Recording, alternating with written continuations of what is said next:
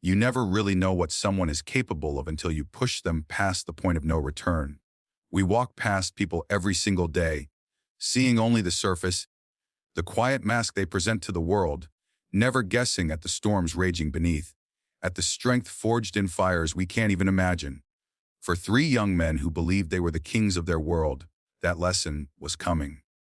It wasn't going to be delivered in a lecture or a detention slip. It was going to be delivered in a whirlwind of brutal, precise, and shocking violence that would unfold in less than a minute, rewriting the social hierarchy of Northwood High in a few bloody, breathless moments. This is the story of a girl everyone underestimated, a terrible, arrogant miscalculation, and the 60 seconds that shattered countless lives. If you are someone who roots for the underdog, who believes that true strength often speaks in a whisper until it's forced to roar, then you are in the absolute right place. Subscribe and join our community, because stories like this are why we're here. The hallway of Northwood High School was, like thousands of others across the country, a temple to the chaotic, beautiful, and often cruel drama of adolescence. The final bell had just screeched its liberation, and a tidal wave of students burst from classrooms, a living, breathing organism of backpacks, shouting laughter, and the relentless, percussive slam of metal lockers. The air was a thick soup of scents. Axle body spray, cheap perfume, the greasy aroma of fries from the cafeteria, and the underlying, sterile smell of industrial-grade cleaner. Sunlight streamed in through the high, dusty windows, illuminating dancing motes of dust in the late afternoon light. It was a scene of organized chaos, an ecosystem with its own unspoken rules and food chain. And at the very top of that food chain, holding court by the water fountain, were Leo, Mark, and Derek. They were pristine in their blue and yellow varsity jackets, uniforms of a perceived royalty. Leo with his quarterback smile that was all practiced charm and no genuine warmth, his blonde hair perfectly tousled. Mark, a mountain of a boy, a linebacker whose neck seemed as wide as his head, his confidence emanating from his sheer physical bulk. And Derek, the wary, sharp-faced satellite, his phone an extension of his hand, his currency the social capital he earned by documenting their exploits for a voracious online audience. They moved through the hallway not as part of the crowd, but as a force acting upon it, their laughter a weapon, their presence a demand for space and attention. Their eyes, bored and predatory, scanned the river of students. They were looking for the day's entertainment. And they found it, as they often did, a solitary figure trying to make herself small against a bank of rust, speckled lockers. Her name was Maya. To them, she was a non-entity, a ghost. At 19. She was a year older than most seniors, a fact they seized upon as proof of her inherent inferiority, never bothering to learn the story behind it. She was a portrait in shades of gray, a worn gray hoodie, faded jeans, scuffed sneakers that had seen too many miles. Her dark hair was often a veil, obscuring a face that held a quiet, perpetual sadness. She was the girl who always sat in the back row, who ate her lunch alone in the library, who spoke only when called upon, and even then, in a voice so soft the teacher often had to ask her to repeat herself. They knew nothing of the 4:45 a.m. bus ride she took in the pre-dawn chill, or the late, night shifts at the Sunrise Diner, where she scraped together money for groceries, the smell of Grayson coffee clinging to her clothes long after her shift ended. They saw only a target, a quiet girl, an easy win, a way to reaffirm their own dominance for the few minutes it would take to break her spirit. Well, if it isn't the invisible woman. Leo's voice cut through the din, smooth and condescending. The ecosystem reacted immediately. The flow of students around them slowed, then stopped, forming a loose, nervous circle. This was a ritual they all recognized. Some looked down at their phones, feigning absorption to avoid involvement. Others watched with a morbid, guilty curiosity. Derek already had his phone up, the red recording light a glaring, unblinking eye.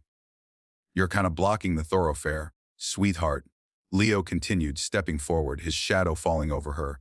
Maya's hands, delicate but with calloused knuckles, continued to work the combination lock. Her movements were slow, deliberate. She focused on the numbers, on the faint click of the tumblers, building a wall of concentration against the coming storm. Ignore them. Just ignore them and they'll get bored. They always get bored. "Hello, Earth to loser," Mark chimed in, his voice a low rumble. He knocked on the locker next to her head with a thick knuckle, the metallic bang making several students flinch. You need to clean out your ears. Or is your head just that empty? A titter of nervous laughter ran through the crowd. Fueled by the reaction, Leo reached out and flicked the strap of her backpack. It was a small, dismissive gesture, but it was a violation. What's in this thing, huh? Bricks? Your collection of sad poetry. The laughter grew louder, more assured. This was the script. This was how it went. Maya finally closed her locker with a soft, definitive click. She turned, but not to face them. She made to leave, to simply walk away and absorb the humiliation as she had done so many times before. It was a survival tactic, honed over years of being on the outside. Endure, escape. But today was different. Today Mark shifted his considerable bulk, planting himself squarely in her path like an immovable obstacle. Where's the fire? We're just trying to be friendly. The circle tightened, becoming a cage of faces, some eager, some ashamed, all watching. Leave me alone, Leo, she said, her voice barely a whisper, but it carried a strange, flat quality. It wasn't pleading, it was a statement, a warning devoid of the tremor they expected. Leo's eyebrows shot up in mock surprise. She knows my name. I'm honored. Really? The sarcasm was thick enough to cut. He stepped closer, so close she could smell his expensive cologne, a cloying scent that made her stomach turn. He was in her space, using his height and presence as a weapon. But see, when someone talks to you, it's polite to answer. Didn't anyone teach you that? Or were your parents too busy? The comment about her parents was a random, cruel arrow, but it struck a core of pain so deep and so protected that something inside her, something that had been holding on by a thread, finally snapped. It wasn't a loud break. It was a silent internal shift, like the final, decisive click of a lock turning. The change in her was instantaneous and absolute. She lifted her head, and for the first time, she pushed her hair back, fully revealing her face. The meekness, the vulnerability, the desire to disappear, it all evaporated, replaced by a terrifying glacial calm. Her eyes, which they had always assumed were downcast and shy, were now locked on Leo's. They were the color of a stormy sky, and in their depths was a cold, ancient fury that made his blood run cold. Her posture straightened, her shoulders rolling back. She seemed to grow not in physical size but in presence. The energy in the hallway shifted palpably. The air grew cold and heavy. The jeers and laughter died, replaced by a stunned, breathless silence. Dozens of phone screens continued to record, now capturing something entirely unforeseen. You have 3 seconds to walk away, she said. Her voice was still low, but it was no longer soft. It was layered, textured with a razor-sharp edge of pure, unadulterated threat. It was the voice of someone stating a simple, undeniable fact. The bullies, addicted to the adrenaline of their power and blinded by the audience, mistook this metamorphosis for a desperate final bluff. It was a miscalculation that would haunt them for the rest of their lives. Or what? Leo scoffed, trying to reclaim his swagger, but a faint note of uncertainty had crept into his voice. You're gonna, what, give me a mean look? Cry a little. Go home and write about it in your diary. He needed to reassert control. He needed to put this defiant ghost back in her place. So he pushed her. It was a classic, dominant gesture, a shove to the shoulder meant to knock her off balance, to physically demonstrate his superiority. His hand made contact with the fabric of her hoodie, and the world exploded.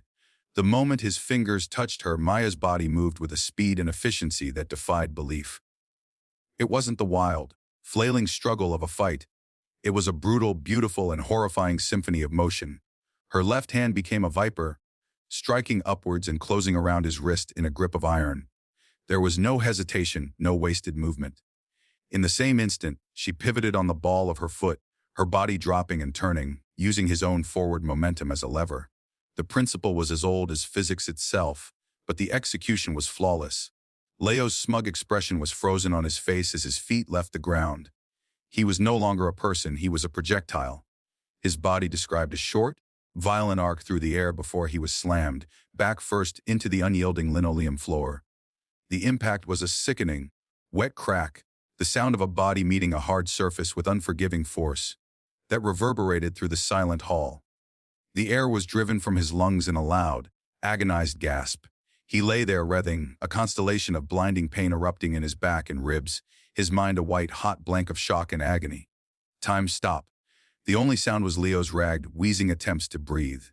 The students stared, their minds refusing to process the image of their invincible quarterback laid out on the floor by the quiet girl. Derek's phone wavered, his livestream comments now a frantic, scrolling waterfall of HOY and MG and HOST89. Mark's brain, slower to process, caught up a second later. Seeing his friend on the ground triggered a primitive, aggressive response. With a roar of pure, unthinking rage, the linebacker charged. He was a bull, a force of nature, his head down, his arms wide to engulf her in a crushing tackle. It was a catastrophic error. Maya didn't retreat. She didn't panic. She flowed. As the huge teenager thundered towards her, she dropped her center of gravity even further, becoming a rooted, stable base. At the last possible second, she stepped inside his charge, avoiding his grasping arms. Her right hand, fingers curled and rigid, shot forward not in a punch, but in a devastating, open-handed strike. The heel of her palm connected with the point of his chin with a crisp, nauseating thwack. His head snapped back at a brutal, unnatural angle. His charge instantly transformed into a stumbling, unconscious collapse. His momentum carried him forward, and he crashed face first into a bank of lockers with a deafening clang, before slumping to the ground in a boneless heap, a trickle of blood already seeping from his nose and a cut on his forehead. 5 seconds. That was all it had taken. The two pillars of the school's social structure were broken, one gasping like a fish out of water, the other completely unconscious. The silence in the hallway was now absolute, profound, and terrifying. All eyes and all phone cameras swung to the last man standing, Derek, the chronicler, the hype man. His face was a mask of pure, undiluted terror. The phone in his hand was shaking so violently the image on the screen was a blur. He looked from Maya's cold, impassive face to his two broken friends, and the reality of the situation crashed down on him. This was not a game. This was not for likes. This was real. Maya took a single, silent step towards him. She still hadn't raised her voice. She didn't need to. Her eyes, those storm gray eyes, were locked on his, and in them, he saw his own utter and complete annihilation. A strangled sob escaped his lips. The phone, the source of his social power, fell from his nerveless fingers, clattering on the floor, the screen exploding into a spiderweb of cracks. The live stream died. He fell to his knees, his hands coming together in a desperate, pleading gesture straight out of a medieval painting. Please, no, please, I'm sorry. I'm so sorry. We didn't know. We didn't know. He begged, his voice cracking with hysterical sobs. Tears streamed down his face, cutting paths through his carefully cultivated cool. Please, don't hurt me. I'll do anything. Please. He was begging for mercy from the ghost he had been tormenting just 60 seconds earlier. The reversal was so complete, so absolute, it was dizzying. The atmosphere was no longer one of high school drama. It was one of a courtroom after a death sentence had been passed. The fluorescent lights seemed to have dimmed everywhere except on Maya, illuminating her as the sole, dominant figure in this new world order.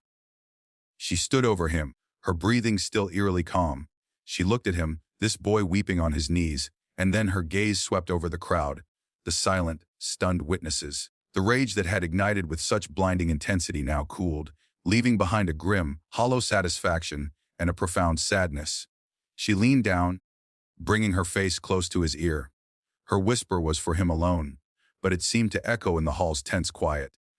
You and your friends, you think this. She gestured to the scene of their humiliation, makes you strong.